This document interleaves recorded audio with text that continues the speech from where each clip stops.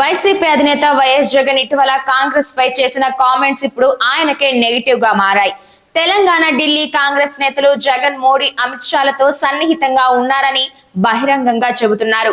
AP Congress incharge మాణిక్యం ఠాగూర్ తో మాట్లాడుతూ మోడీ, అమిత్ షాలకు వ్యతిరేకంగా రాహుల్ గాంధీ ప్రజాస్వామ్యం కోసం పోరాటం చేస్తున్నారని, అలాంటి పోరాటంలో నిజంగా జగన్ ప్రజాస్వామ్యంపై గౌరవం ఉంటే చేతులు కలపాలని, రాహుల్ పై విమర్శలు చేయడం మానుకోవాలని సూచించారు. ఆగస్టు 14వ తేదీన విజయవాడలో షర్మిల ఆధ్వర్యంలో జరగనున్న కాంగ్రెస్ ర్యాలీలో పాల్గొని మోడీకి వ్యతిరేకంగా మాట్లాడాలని, అప్పుడు జగన్ గొప్పతనం తెలుస్తుందని సవాల్ విసిరారు. రేవంత్ రెడ్డి, రాహుల్ గాంధీలపై జగన్ చేసిన కామెంట్స్ పై తెలంగాణ కాంగ్రెస్ ఎంపీ చామల కిరణ్ కుమార్ రెడ్డి ఆగ్రహం వ్యక్తం చేశారు. ఎన్నికల్లో ఓడిపోయిన జగన్ తన బుద్ధి మార్చుకోలేదని విమర్శించారు.